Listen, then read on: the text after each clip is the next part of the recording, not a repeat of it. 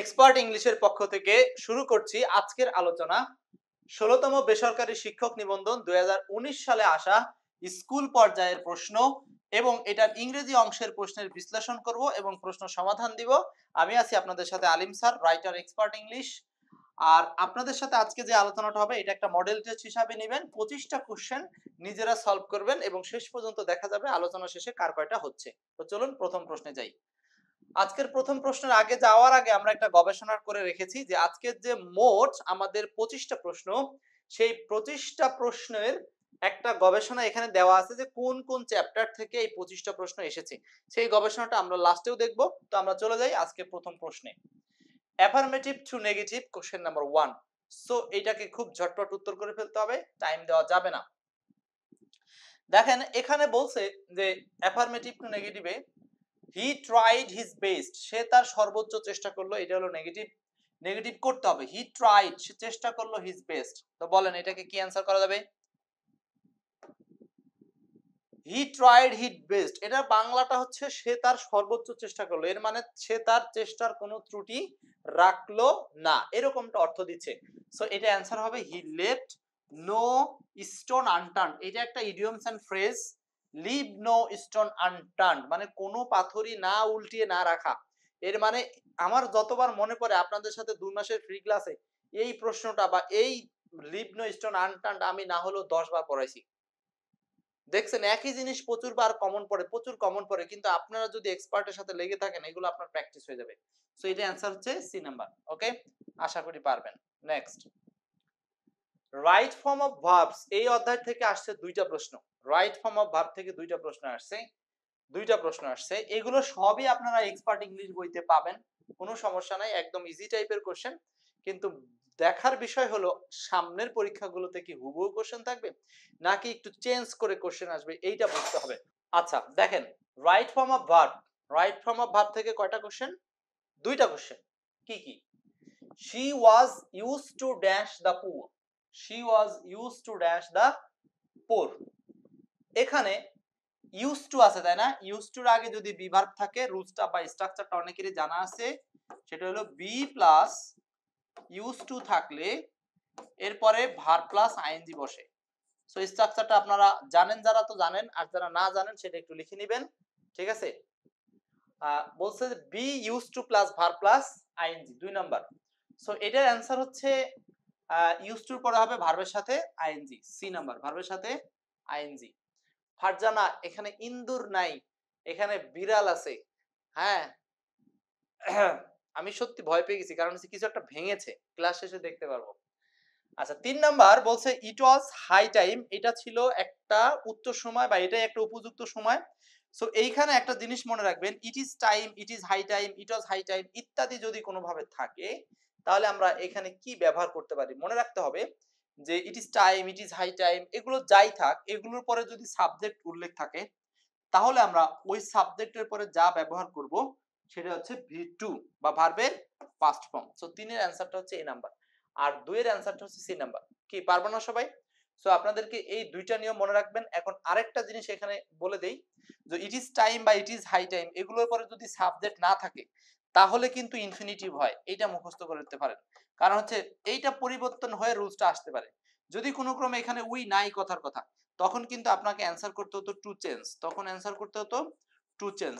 এইটুকু মনে রাখেন। অনেকে শুধু প্রথম রুলসটা জানেন যে it is time, it is high time এগুলো পরে সাবজেক্ট থাকলে তারপরে ভার্বের টু বসে বা পাস্ট টেন্স বসে, কিন্তু আজকে জানলেন যদি সাবজেক্ট না থাকে তাহলে কি হবে? তাহলে হবে ইনফিনিটিভ। সাবজেক্ট না থাকলে infinitive. Okay, next 4-5 parts of speech থেকে 2টা প্রশ্ন আসছে। পার্টস অফ স্পিচ থেকে একদম ইজি টাইপের 2টা প্রশ্ন আসছে পার্টস অফ স্পিচ। বলেন, দেখা মাত্র অ্যান্সার করার চেষ্টা করতে হবে, কারণ এগুলো বিগত সালে বহুবার পড়েছেন আপনারা, বহুবার।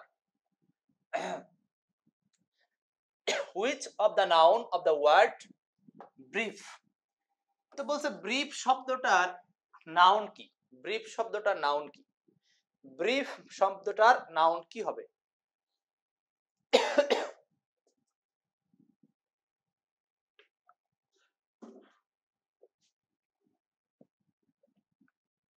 নাজনীন বলছেন হচ্ছে ইট ওয়াজ টাইম আছে, থাক, কোনো সমস্যা নাই, ইজ টাইম বা ওয়াজ টাইম যেটাই থাক ওই পাশে পাস্ট ইনডেফিনিটই সলভ করবেন।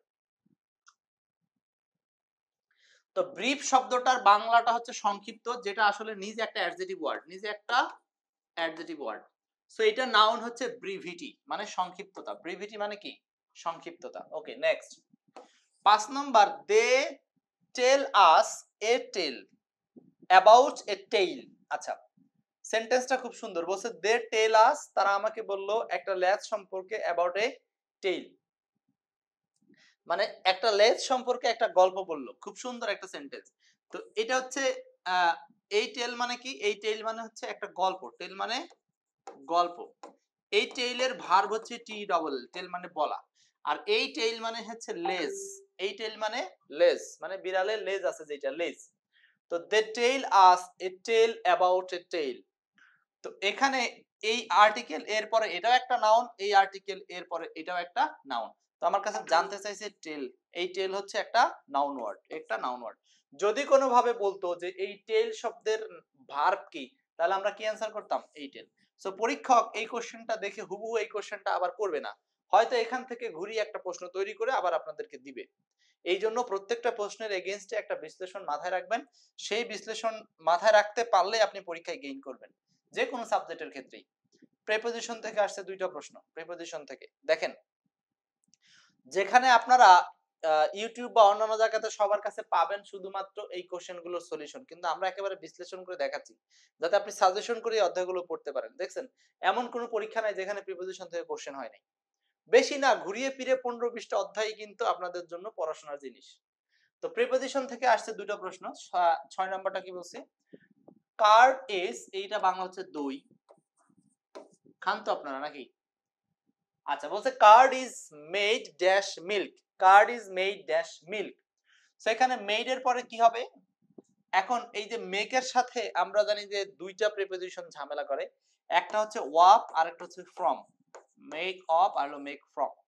আচ্ছা, যদি কোনো ভাবে উৎপাদিত বস্তু আর হলো উৎপাদনের যে অরিজিন দুইটার চেহারা একই থাকে তাহলে মেক অফ, আর যদি চেহারা চেঞ্জ হয়ে যায় তাহলে মেক ফ্রম। চেঞ্জ হইতে বেশি কিছু লাগে, এই জন্য ফ্রম বড় প্রিপোজিশনটা বসে, আর অফ হলো চেঞ্জ না। যেমন আমরা যদি বলি যে ফার্নিচার তৈরি হয়েছে কাঠ থেকে, তো চেয়ারটা তৈরি হয়েছে কাঠ দিয়ে, তার মানে চেয়ার আর কাঠ দুইটা কিন্তু দেখা যায়, অতএব এটা হবে হলো মেক অফ। কিন্তু যদি মনে করেন পরিবর্তন হয়ে যায়, একটা একটা চেহারা বোঝা যাবে না। যেমনটা হচ্ছে এই ঘটনাটা, দই দেখে আপনি সরাসরি বলতে পারবেন না যে এটা দই। একজন হুট করে যে না জানে যে দই দুধ দিয়ে তৈরি হয়, সে কিন্তু বলতে পারবে না যে দইটা কি।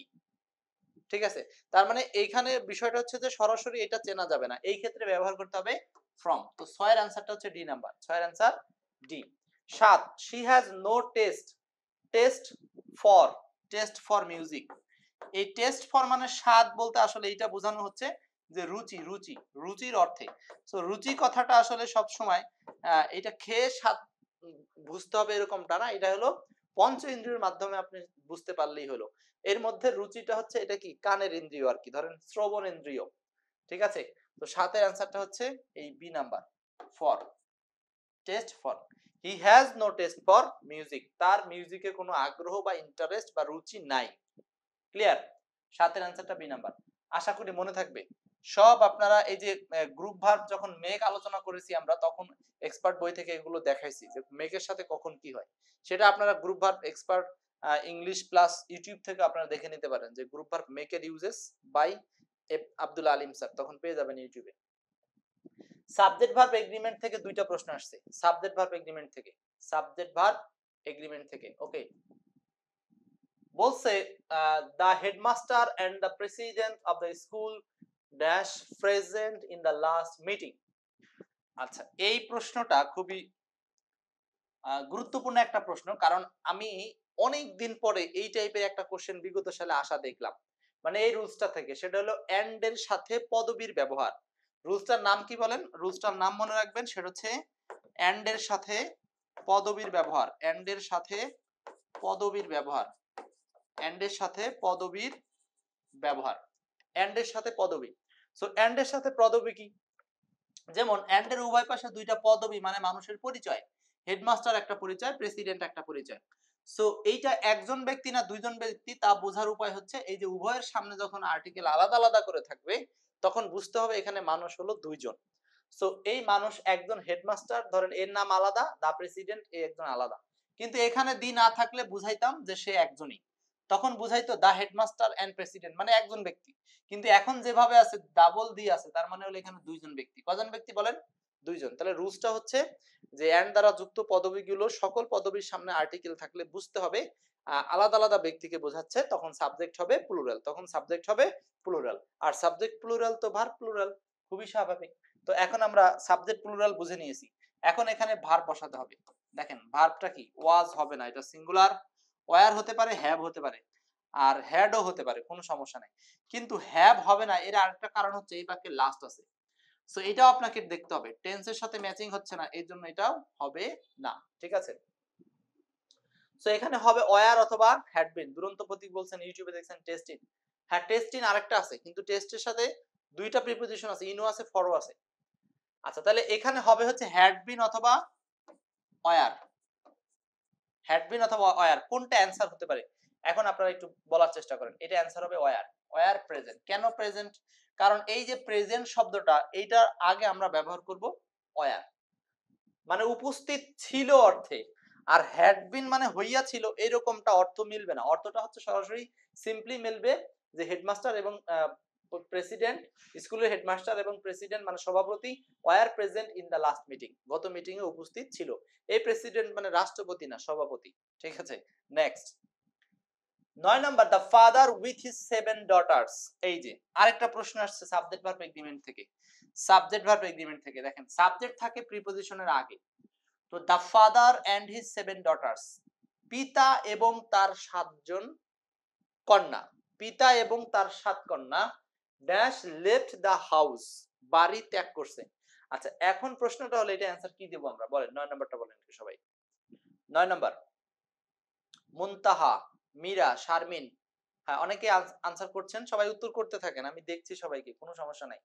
আচ্ছা এখন এখানে আপনারা কে বলতে পারবেন যে এরকমটা কেন ঘটে? কেন কেন কারণটা কি? এইখানে উইথ এর সাথে তো এইটুকু আছে, তো লিভ করছে, বাড়িটা তো ত্যাগ করছে, ওই কন্যারাও ত্যাগ করছে, ফাদারও ত্যাগ করছে, কিন্তু আমরা কেন শুধু ফাদারকেই সাবজেক্ট হিসাবে, অ্যাকচুয়াল সাবজেক্ট হিসাবে কাউন্ট করি? এর মানেটা কি, এর কারণটা কি? এর কারণটা হচ্ছে এই যে পুরো সাবজেক্ট অংশ, এই সাবজেক্ট অংশের মধ্যে মূল উদ্যোক্তাটা হচ্ছে ফাদার। যদি পিতা না যাইতো তাহলে কন্যারা যাইতো না। এর মানে হচ্ছে কন্যারা নিজের ইচ্ছায় সরাসরি শুরু থেকে যায় নাই, বা উদ্যোগটা তারা নেয়নি, হয়তো ইচ্ছা ছিল গেছে, কিন্তু মূল উদ্যোক্তা বা যাওয়ার হোতাটা হচ্ছে ফাদার। এই জন্য প্রিপোজিশনের আগে যে থাকে সেই মূল কর্তা হিসাবে মিনিংটা কাজ করে বা মিনিং দেয়। ক্লিয়ার? আচ্ছা তো এখানে হবে হ্যাজ লেফট, হ্যাজ লেফট হবে, হ্যাভ হবে না কারণ এইটা হচ্ছে সিঙ্গুলার, আর হবে না কারণ এইটা সিঙ্গুলার, ওয়াজ এটা প্যাসিভ মুড হবে না কারণ এটা অ্যাক্টিভ লাগবে, কারণ তারা নিজেরাই বাসা ত্যাগ করে গিয়েছে। সো পারবো তো নাকি? 9 নাম্বার অ্যানসার হচ্ছে সি নাম্বার। খুব গুরুত্বপূর্ণ এই রুলসটার নাম হচ্ছে যে সাবজেক্ট উইথ প্রিপজিশন, বা সাবজেক্ট থাকে প্রথম প্রিপজিশনের আগে, মূল সাবজেক্ট থাকে প্রথম প্রিপজিশনের আগে। সি নাম্বারটা। নেক্সট, কন্ডিশনাল সেন্টেন্স থেকে দুইটা প্রশ্ন আসছে, কন্ডিশনাল সেন্টেন্স থেকে দুইটা প্রশ্ন আসছে। মজার বিষয় হচ্ছে গতকালই আমি কন্ডিশনাল সেন্টেন্স নিয়ে পড়াইছি, একটা প্রশ্ন এখান থেকে কমন পড়ছে, যারা গতকাল ক্লাস করছেন আর কি। আচ্ছা দেখেন কন্ডিশনাল সেন্টেন্স থেকে দুইটা প্রশ্ন কি কি, if he dash a human being he wouldn't have done this, যদি সে মানুষ হইতো তাহলে সে এটা করতো না। ঠিক আছে, একটা গান, শুধু মানুষ হইলে হইতো না আর যদি মন না থাকিতো, একটা গান আছে না, Parvez sir, if he dash a human being he would not have done. আচ্ছা এখন ইফ যুক্ত অংশটা আমরা কোন টেন্সে তৈরি করব, কোন টেন্সে করব? ইমন দাস বলেন। এই পাশে আমরা উড নট হ্যাভ ডান মানে would have plus ভি3, so would have plus ভি3 আছে মানে এটা থার্ড কন্ডিশনাল। সো থার্ড কন্ডিশনালে আমরা অপর অংশে নিব হলো পাস্ট পারফেক্ট টেন্স।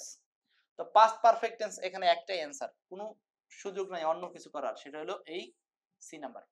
একটাই তো আছে এখানে পাস্ট পারফেক্ট টেন্স, তো আপনি জাস্ট টেন্সটা বুঝতে পারলেই হলো। সো কন্ডিশনাল সেন্টেন্সে আপনাকে কোন অংশে শূন্যস্থান দিবে সেটা কিন্তু আপনি শিওর না। ইফ যুক্ত অংশ শূন্যস্থান দিতে পারে, অথবা কমার পরে মেইন ক্লজেও শূন্যস্থান দিতে পারে।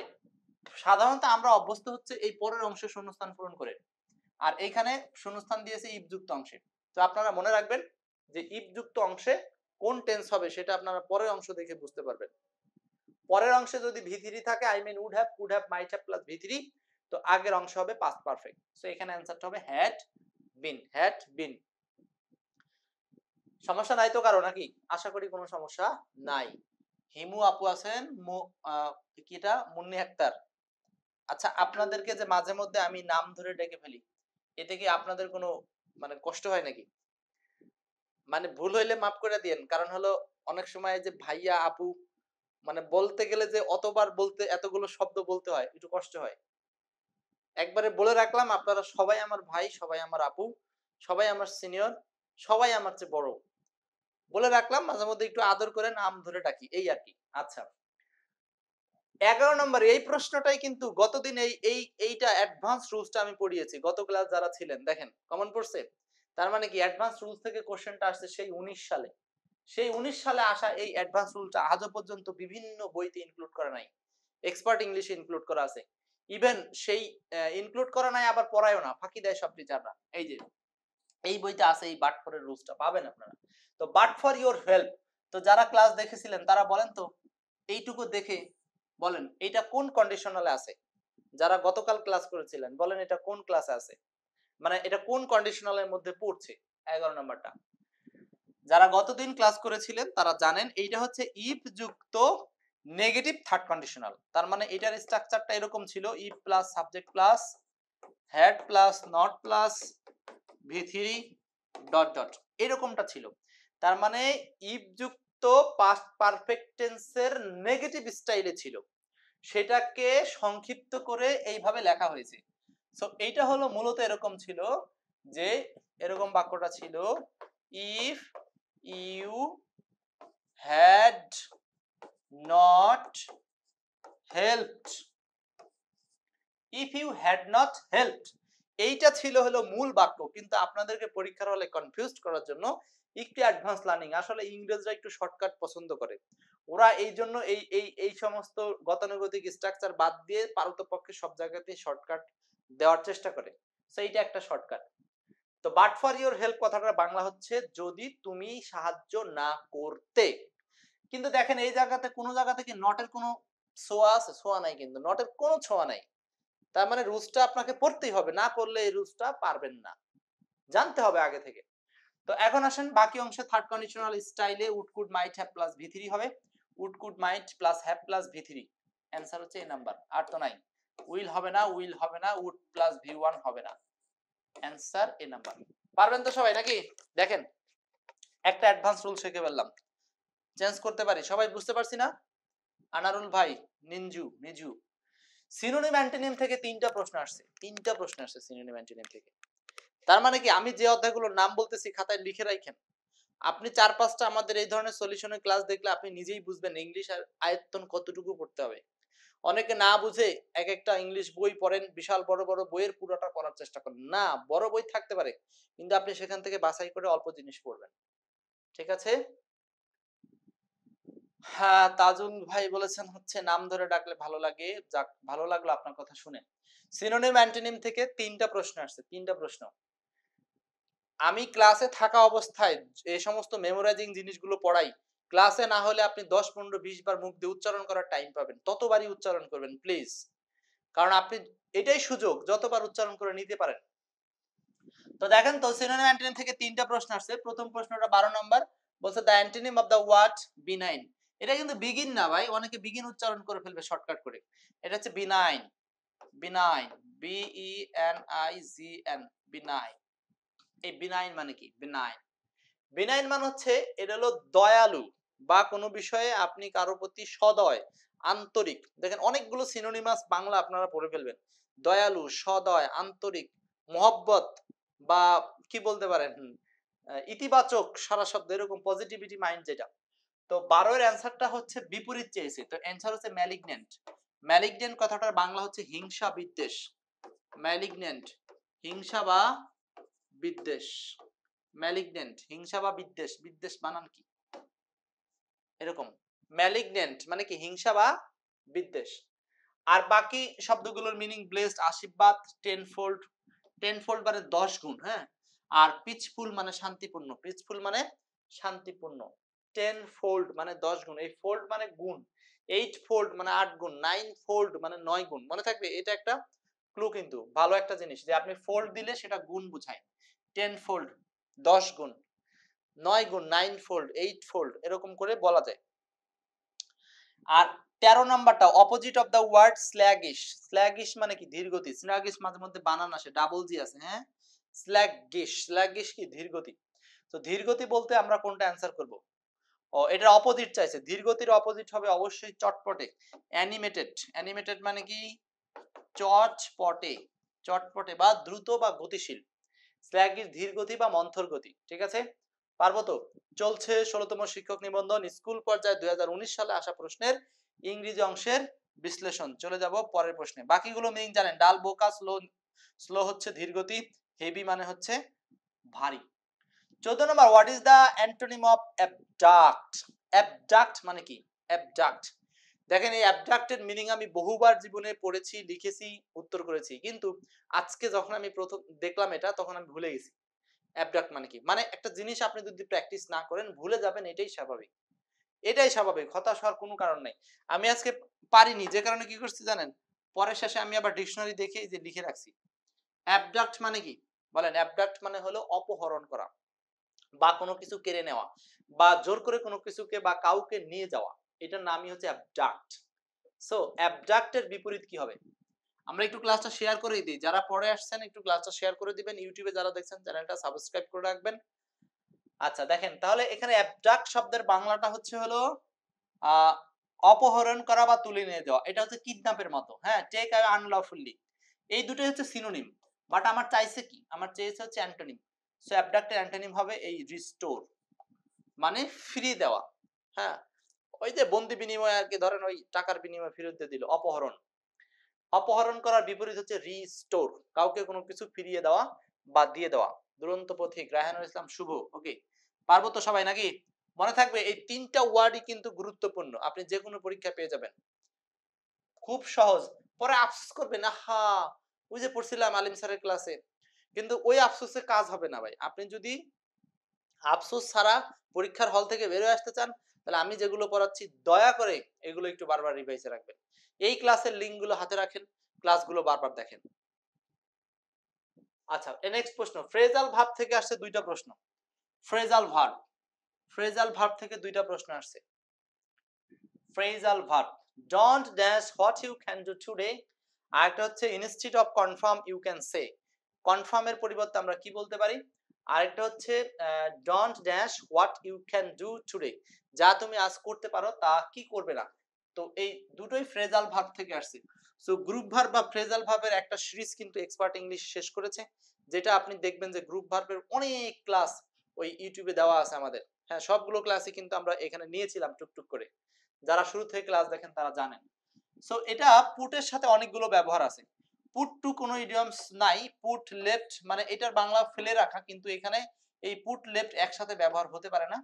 পুট অন মানে হলো পরিধান করা, আর এবার দেখেন পুট অফ, এটার বাংলা হচ্ছে ফেলে রাখা বা স্থগিত করে রাখা। পুট অফ মানে কি? ফেলে রাখা। এই পুট অফের আরেকটা কিন্তু মিনিং আছে, হ্যাঁ। পুট অফ মানে খুলে ফেলা, পুট অফ মানে ফেলে রাখা, দুইটাই হতে পারে।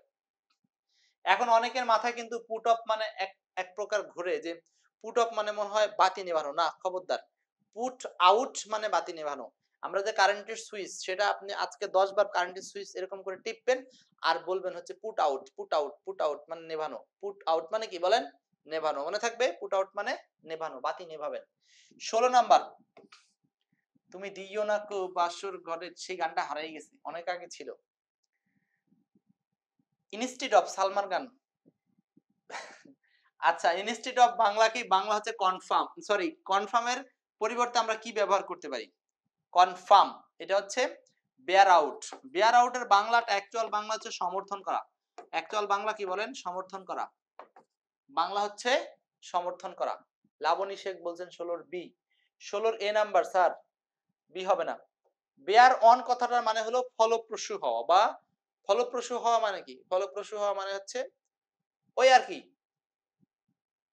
16 16 অ্যান্সার হচ্ছে বেয়ার আউট। তো বেয়ার আউট মানে হলো সমর্থন করা বা সমর্থন জোগানো বা রাজি হওয়া বা সম্মত হওয়া, ঠিক আছে, এইটা।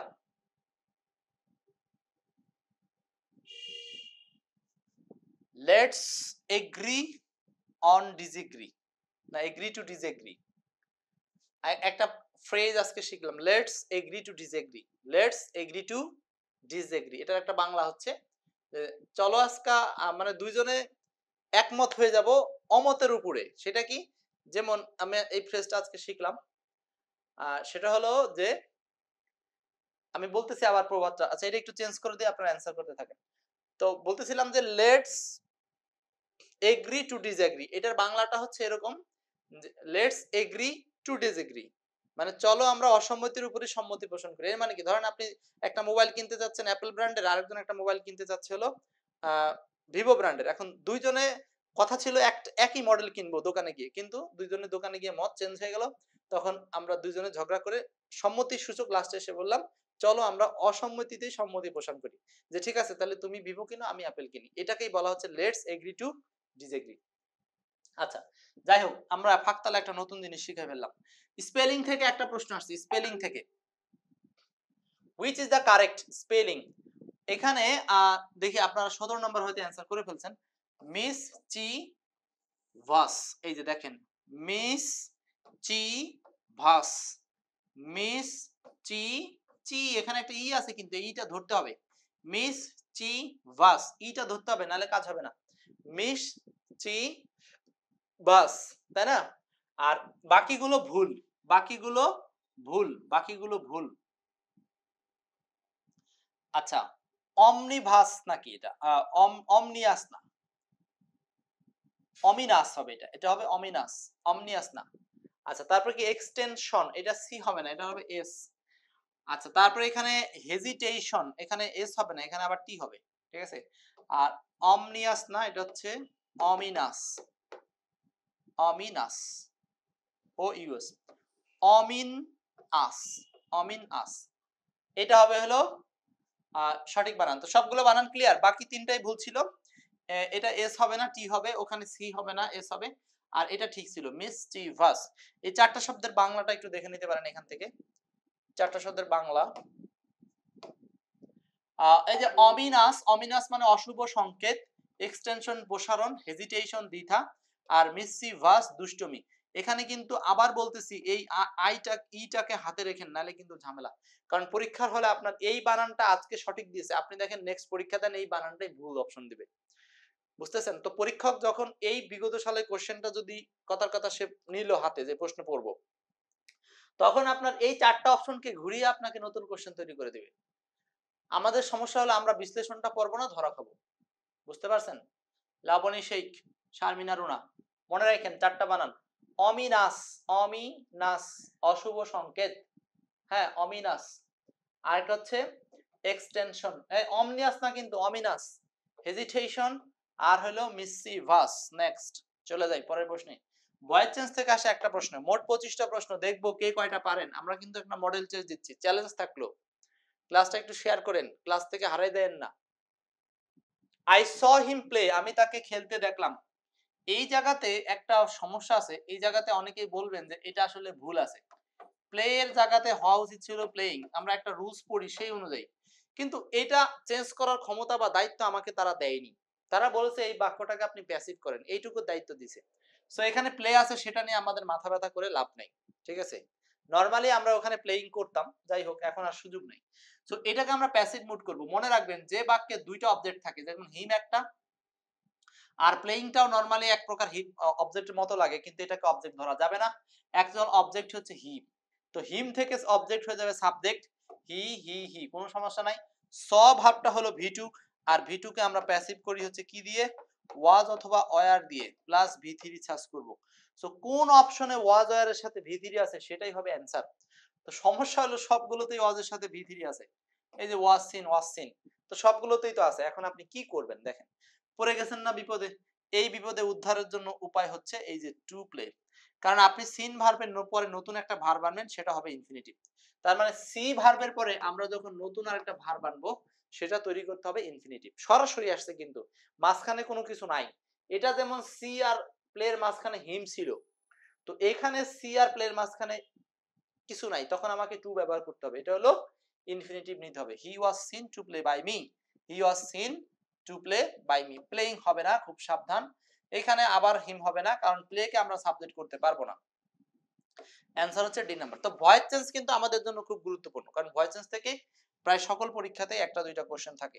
বিশেষ করে যে এক্সেপশনাল রুলস গুলো, যেমন হু হোমের রুলস গুলো আছে, ইন্টারোগেটিভ সেন্টেন্সের রুলস আছে, ডাবল অবজেক্ট আছে, এইগুলো আমরা ভয়েস চেঞ্জের উপর ইনশাআল্লাহ একদিন সাজেশন দিব। ইডিয়মস এন্ড ফ্রেজ থেকে একটা প্রশ্ন আসছে, idioms and phrase, idioms and phrase, এখান থেকে একটা প্রশ্ন আসছে, খুব গুরুত্বপূর্ণ। শারমিন রুনা আছেন আমাদের সাথে, তরিকুল ইসলাম, ঠিক আছে, শুভ 18D বলেছেন। 19 বুটলেগ কথাটা মানে কি? বুটলেগ মানে হলো, আচ্ছা অলরেডি কিন্তু লিখে ফেলছি আমি নিচে। বুটলেগ মানে হলো চোরা চালান। বুটলেগ মানে কি বলেন? চোরা চালান। এখন আজকে আপনাদেরকে এখান থেকে একটু নতুন কিছু তথ্য দিব, খুবই সাবধান, কারণ বুটলেগ নিয়ে প্রচুর সংখ্যক প্রশ্ন আসছে বিগত সালে। এখন আর সামনে যেটা আসবে সেটা বুটলেগ থেকে সরাসরি আসবে না, ঘুরিয়ে ফিরিয়ে আসবে। বুটলেগই আসবে, কিন্তু সেটা ঘুরিয়ে ফিরিয়ে কিভাবে আসবে দেখেন। আর তার আগে বলি এই ফ্রেজটা কিভাবে মনে রাখবেন। চোরা চালান, বুট মানে আমরা যেটা পায়ে পরি বুট, আর লেগ মানে হচ্ছে পা, তো পায়ে বুট জুতা। তো মানুষ সাধারণত দেখবেন যে বিভিন্ন সময় যারা চোরাচালান করতো, এটা আগের থিওরি ছিল, জুতার নিচে বা পায়ের জুতার তলায় বা পায়ের সাথে মিশ্রণ করে ওখানে চাকু রাখে, ওখানে চোরাচালান করার জন্য হিরোইন, মদ বা অবৈধ পণ্য রাখে, তাই না? তো সেখান থেকে আপনি মনে রাখতে পারেন জুতার ভেতরে লুকিয়ে অবৈধ কিছু নেওয়া, এটার নামই হচ্ছে বুটলেগ। সো বুটলেগ শব্দটার বাংলাটা হচ্ছে স্মাগল, মানে হলো চোরাচালান। স্মাগল মানে কি বলেন?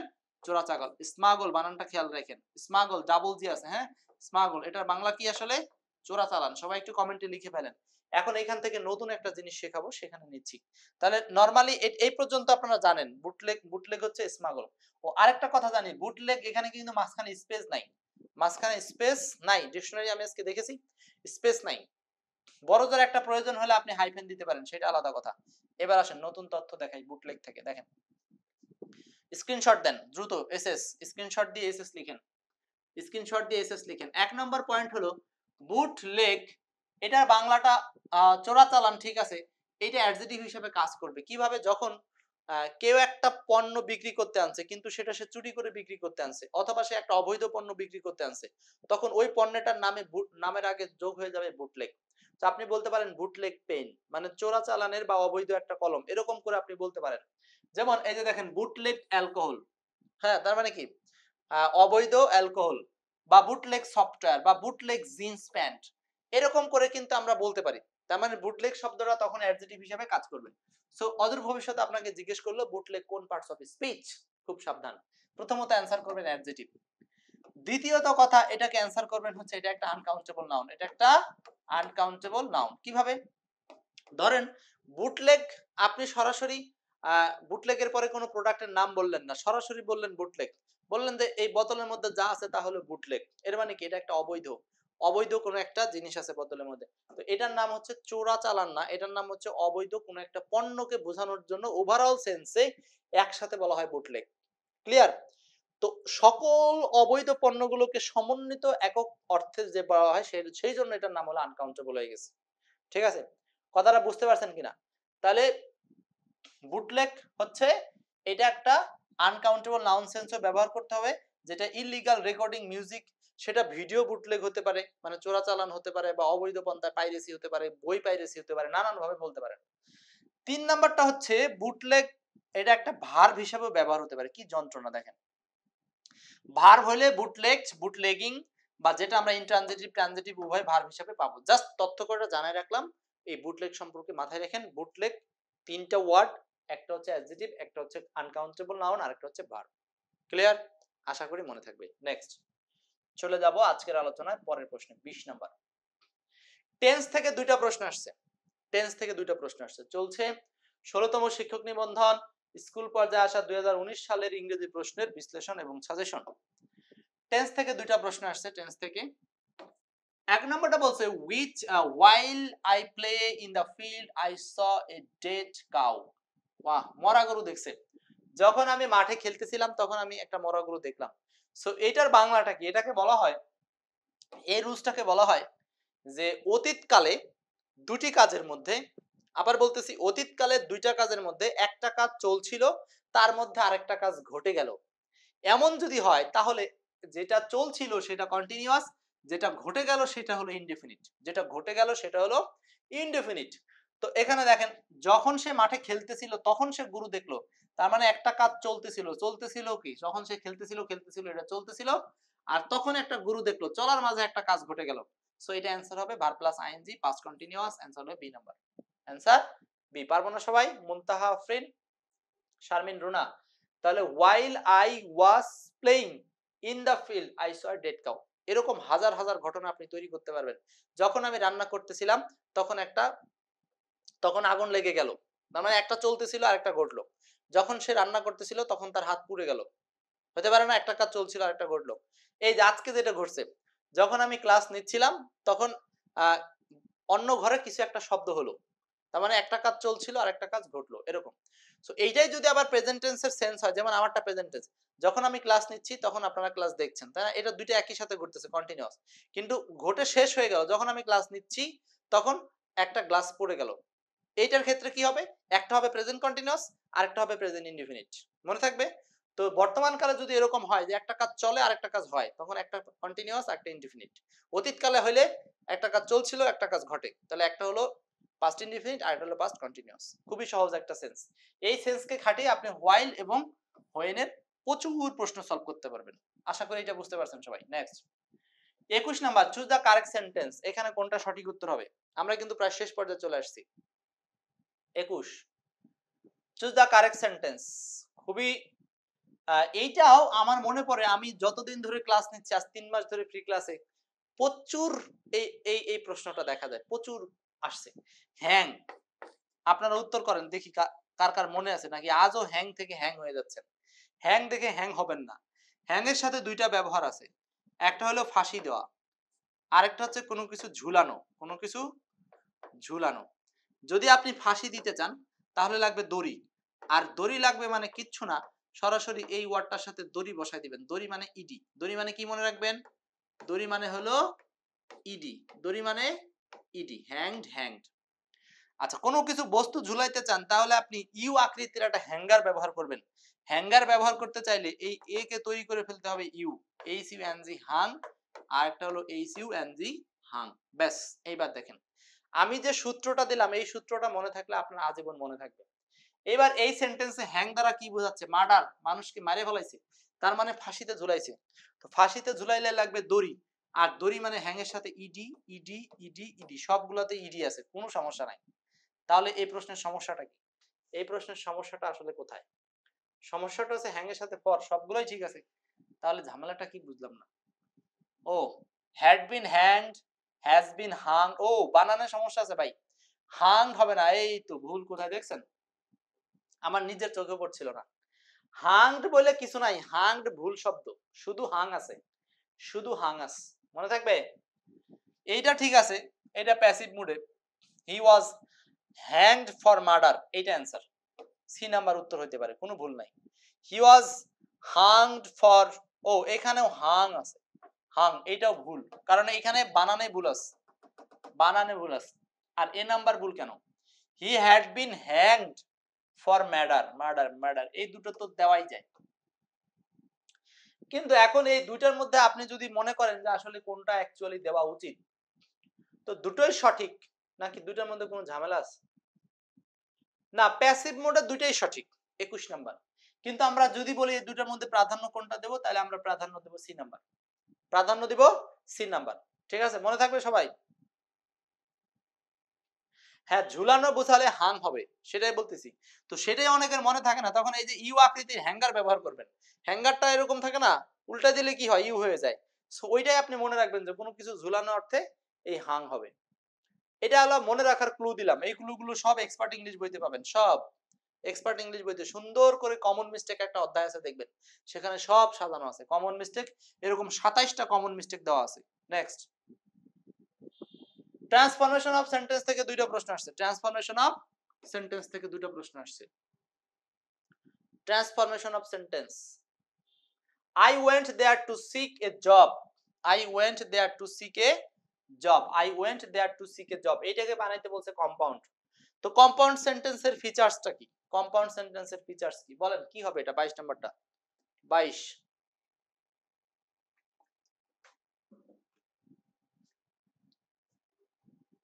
I went there to seek a job, এটা হলো কম্পাউন্ড খুঁজতে বলছে।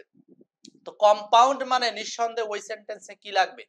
ওই যে ফ্যান বয়েজ কনজাংশন গুলো লাগবে, ফর অ্যান্ড নর অর এরকম আছে না, ফ্যান বয়েজ যেটা আমি আপনাদেরকে শিখিয়েছি আগেই, ফ্যান বয়েজ এটাকে আমরা সরাসরি মুখস্থ করি, অ্যান্ড অর নর বাট সো ইয়েট ফর, এইগুলো থাকতে হবে। তো অ্যান্ড আছে কোথায়? এখানে একটা আছে, এখানে একটা আছে। শুধু অ্যান্ড থাকলে হবে না, অ্যান্ড থাকলে এর পাশাপাশি দুইটা ভার্ব লাগবে। সো দুইটা ভার্ব, এটা একটা ভার্ব, এটা একটা ভার্ব, এটা একটা ভার্ব, এটা একটা ভার্ব। কিন্তু এখন এই দুটোর মধ্যে সমস্যাটা কি? এই দুটোর মধ্যে সমস্যা হলো এই সর্ট আর সেক্ট। তো এইখানে যে সিক ভার্বটা ছিল, এই ভার্বটা আপনি টেন্স হিসাবে পরিবর্তন করতে পারবেন। কেন? কারণ এই পাশে যদি পাস্ট টেন্স হয় তাহলে এন্ড এর পরেও আপনি পাস্ট টেন্স ইউজ করবেন। তো সিক এই ভার্বের পাস্ট টেন্স হলো শট, এটার পাস্ট ফর্ম সিকড না, এটা সিকড হলো ভুল ফর্ম। তার মানে আপনাকে জানতে হবে ওই যে প্রেজেন্ট পাস্ট পাস্ট পার্টিসিপল রূপ, এই রূপগুলো জানতে হবে। ক্লিয়ার? অ্যানসার হচ্ছে D number. Transformation of sentence থেকে দুইটা প্রশ্ন আসছে। 23 নাম্বার বলছে সিম্পল সেন্টেন্স করতে হবে, এটাকে সিম্পল সেন্টেন্স করতে হবে। এটা কম্পাউন্ড কিভাবে বুঝলেন? এখানে ওয়ার আছে, এখানে একটা ইউ সাবজেক্ট উজ্জ আছে, এখানে একটা ইউ সাবজেক্ট উজ্জ আছে, দুই পাশে ইউ সাবজেক্ট উজ্জ আছে। খুবই সাবধানের সাথে, এই প্রশ্নটা কিন্তু নানান ভাবে চেঞ্জ হয়ে হয়ে আসছে। কিভাবে জানেন? সেখানে এই জায়গাতে যেমন ইউ উজ্জ আছে, কিছু সেন্টেন্সে এখানে ইউ উজ্জ না থেকে সরাসরি একটা সাবজেক্ট দিয়ে দিয়েছে। তো সাবজেক্ট থাকলে এক জিনিস ইউ, আর ইউ যদি উল্লেখ না থাকে সরাসরি ইউ বুঝে নেওয়া আরেক জিনিস। তো এটা সিম্পল করতে হবে। সিম্পল মানে ওই সেন্টেন্সে একটাই ভার্ব থাকবে, একটাই ফাইনাইট ভার্ব থাকবে। এটা দুইটা ফাইনাইট ভার্ব, বাতিল। এটা দুইটা ফাইনাইট ভার্ব, বাতিল। এখানে দুইটা ফাইনাইট ভার্ব, এই সেন্টেন্সটাও বাতিল। একমাত্র একটাই ফাইনাইট ভার্ব আছে, সেটা হলো এই সেন্টেন্সে উইল ডাই। আর বাকি এই অংশে কোনো ফাইনাইট ভার্ব নাই, এটা হচ্ছে নন ফাইনাইট ভার্বের একটা ফ্রেজালস। সো 23 এর অ্যানসারটা হচ্ছে এ নাম্বার। 23 এর অ্যানসার এ। তো সিম্পল কমপ্লেক্স কম্পাউন্ডের একটা ক্লাস আছে আমাদের ইউটিউবে, ওটা একটু দেখে নিন, আপনার জীবনকার তরে এই সমস্যার সমাধান হয়ে যাবে। হাজার হাজার স্ট্রাকচার মুখস্থ করতে হবে না, a plus b whole square লাগবে না, শুধু কিছু ট্রিক্স দিয়ে সলভ করা আছে, দেখে নিন। নেক্সট, ট্রান্সলেশন থেকে দুইটা প্রশ্ন আসছে। এই যে ট্রান্সলেশনের মধুর বই রেডি হচ্ছে, সারা দিন কাজ করেছি এই 9 কোড অফ ট্রান্সলেশন নিয়ে, আজকে সারা দিন কাজ করেছি ভাই। বিশ্বাস করেন, এই 9 কোড অফ ট্রান্সলেশন আমার দীর্ঘ মানে প্রায় 2.5 বছর ধরে আমি গবেষণা করতেছি যে কিভাবে আপনাদেরকে একটা ট্রান্সলেশনের বই দিব। পেজ সংখ্যা বেশি হবে না, ভয় পাইন না, 200 মতো পেজ থাকবে। আপনারা এই ট্রান্সলেশনের বইটা সংগ্রহ করে ফেলবেন, জীবনের তরে ট্রান্সলেশন নিয়ে সমস্যা হবে না, পেয়ে যাবেন খুব শীঘ্রই। আপনারা অ্যাডভান্স জাস্ট নাম নাম্বার দিয়ে রাখেন আমাদের হোয়াটসঅ্যাপ মেসেঞ্জারে, হ্যাঁ, তারপর দেখবেন আপনাদেরকে আমরা বই আসলে জানাই দিব। তো কর্তৃপক্ষ তাকে তিরস্কার করলো, এটার ইংলিশ কি হবে? কর্তৃপক্ষ তাকে তিরস্কার করলো, the authority, the authority, the authority, the authority. Take him to task, take him to task, এই যে এটা একটা ইডিয়মস মুখস্থ রাখতে হবে। টেক হিম টু টাস্ক মানে হলো তিরস্কার করা, এই ইডিয়মসটা মনে রাখতে হবে। টেক হিম টু টাস্ক, এটা একটা ইডিয়মস, এই ইডিয়মসটা মুখস্থ থাকতে হবে, নতুবা পারবেন না। ফারজানার মুখস্থ আছে, এই জন্য ফারজানা বি নাম্বার বলছে, আর যাদের মুখস্থ নাই তারা এ নাম্বার বলছে। তাহের, তাই না? সো মুখস্থ রাখতে হবে। কর্তৃপক্ষ তাকে তিরস্কার করলো, টেক হিম টু টাস্ক, সেখান থেকে পাস্ট টেন্স হিসাবে টুক আসলে, যেহেতু এখানে পাস্ট টেন্স করলো আছে। এখন বলবেন তার এটা কি ভুল করছে, এটা সমস্যা কি? দা অথরিটি ক্রিটিসাইজড হিম, অথরিটি তাকে সমালোচনা করলো এক জিনিস, আর তিরস্কার করা আরেক জিনিস। ক্রিটিসাইজ মানে সাধারণত সমালোচনা করা, তিরস্কার করা হচ্ছে ভৎসনা করা বা কাউকে অপমান করা, ঘাড় ধাক্কা দেওয়া, গলা ধাক্কা দেওয়া, নানান জিনিস, এটা বেশি নেগেটিভ। ঠিক আছে, বুঝাইতে পারছি? So 24 answer B number. চলেন আজকের আলোচনার সর্বশেষ প্রশ্ন, 16তম শিক্ষক নিবন্ধন পরীক্ষা স্কুল পর্যায়ে 2019-এ আসা প্রশ্নের ইংরেজি অংশের বিশ্লেষণ। 25 নাম্বার প্রশ্ন, সে নদীর কাছে একটি কুটিরে বাস করত। সে নদীর কাছে একটা কুটিরে বাস করত। বলেন, লিপটন, মিষ্টি মেয়ে, 300টা আছে মুখস্থ ইডিয়মস, 300 না, আরেকটু বাড়াতে হবে, স্বপাসেক করতে হবে। তবে এই স্বপাসেকের মধ্যে আনকমন গুলো পড়তে হবে, কারণ ইদানিং আনকমন গুলো আসতেছে। দেখেন, সে নদীর কাছে এক কুটিরে বাস করত। আচ্ছা, তাহলে সে বাস করত, পাস্ট টেন্স করত, ট্রান্সলেশনের ক্ষেত্রে আপনারা 9 কোড মনে আছে তো? 9 কোড কি কি? S F N O C M P T R 9 code মনে আছে? এই যে subject, finite verb, non finite verb, object, complement, manner, place, time, reason. Manner, place, time, reason. তাহলে এটাকে আমরা আমার লাইভে ক্লিক করলে অন্যের আইডি লাইভ হয়, এজন্য সহজে যুক্ত হতে পারি না। লামিয়া, এইটা তো সমস্যা তো এরকম হওয়ার কথা না। আমাকে আজকে শুধু আপনি এটা জানাইলেন। আচ্ছা, আমি দেখবো আজকে ইনশাল্লাহ। এটা কি অন্য কারো এরকম হচ্ছে কিনা যে হোয়াটসঅ্যাপে আমি যে হোয়াটসঅ্যাপে লিংকটা দেই সেই লিংকে ক্লিক করলে সরাসরি আমার লাইভে আসে না, এরকম আর কার কার হচ্ছে আমাকে একটু জানাবেন, আমি আসলে বিষয়টা বুঝতে চাই। তো এটার অ্যান্সার হবে 3 number, he lived in. In হবে লিভ ইন বসবাস করা, এ হার্ট, ইন এ হার্ট মানে একটা কুঁড়ে ঘরে। কুঁড়ে ঘরে, এই যে কুটি রে একার আছে না, একারের জন্য এ আসছে, ইন আসছে। In a heart close to the river, নদীর কূলে বা নদীর নিকটে। এটা হলো adverb of place. Adverb of place, adverb of sorry, এই যে পুরাটাই অ্যাডভার্ব অফ প্লেস। নদীর ধারে একটা কুটিরে, এইটাই পুরাটা adverb of place. Adverb of place পুরাটা অ্যাডভার্ব অফ প্লেস। আর এইটা হলো ফাইনাইট ভার্ব, আর এইটা হলো সাবজেক্ট। তো এখানে তিনটা এলিমেন্টস আছে, সাবজেক্ট, ফাইনাইট ভার্ব আর অ্যাডভার্ব অফ প্লেস। এই যে হলো সাবজেক্ট, এই যে হলো ফাইনাইট ভার্ব, আর বাকি পুরাটা হচ্ছে অ্যাডভার্ব অফ প্লেস। এই তিনটা elements, subject, finite verb, adverb of place, তিনটা এলিমেন্টস সাজাই দিলে সেন্টেন্স হয়ে যাবে। এই এসএফ এনওসি এমপিটিআর এই 9 কোড নিয়েই কিন্তু আমাদের 9 কোড অফ ট্রান্সলেশনটা আলোচনা করা আছে, বিস্তরভাবে বোঝানো আছে 9 কোড জিনিসটা কি, কখন কি করবেন, কখন ভুল হবে, কখন ঠিক হবে ইত্যাদি। সো এরই মাধ্যমে আমাদের 25টা প্রশ্ন শেষ হলো। আজকে নিবন্ধন কোশ্চেন অ্যানালাইসিস 25। এইবার দেখেন এইখান থেকে একটু গবেষণা স্ক্রিনশট মারেন, কোন কোন অধ্যায় থেকে কয়টা কোশ্চেন আসছে অলরেডি আমরা দেখায় আসছি। তারপরে এখানে আরেকবার দেখেন, এখানে একটা রি গবেষণা হবে, সেটা হচ্ছে ও এখানে একটা রি গবেষণা হবে, কয়টা প্রশ্ন মুখস্থ অধ্যায় থেকে আসছে দেখেন তো। মুখস্থ অধ্যায় থেকে কয়টা আসছে আমরা একটু দেখি যদি আজকে। প্রিপজিশন থেকে আসছে 2টা, প্রিপজিশন থেকে 2টা, 3টা, 5টা, 5টা, 5টা, 2টা, 7টা, 7টা, 8টা, 8টা, একটা 9টা, 9টা, 9টা। এই 9টা প্রশ্ন আসছে মেমোরাইজিং থেকে। আই মিন এইখানে দেখেন এই নিবন্ধনের কোশ্চেনে আবার 9টা মুখস্থ অধ্যায় আর বাকি 16টা হচ্ছে গ্রামার অধ্যায় থেকে আসছে। তাহলে আবার এই প্রশ্নটা দাবি রাখে আপনাদেরকে গ্রামারের কোর্স করতে হবে, গ্রামার সম্পর্কে জানতে হবে, ঠিক আছে? কোনো টেনশন করেন না, যেদিন সার্কুলার হবে সেদিন থেকে আপনারা নিবন্ধনের উপরে স্পেশাল একটা কোর্স পেয়ে যাবেন, একেবারে ফুল সাবজেক্টের উপরে অথবা শুধুমাত্র ইংরেজির উপরে, যে যেভাবে চান পড়তে পারবেন, ঠিক আছে? আচ্ছা, এখন আসেন আমরা এগুলো সবাই নিয়েছি তো নাকি? সো পুরো ক্লাসটা আশা করি ভালো লাগছে। আপনাদেরকে সংগ্রহ করতে হবে এক্সপার্ট ইংলিশ,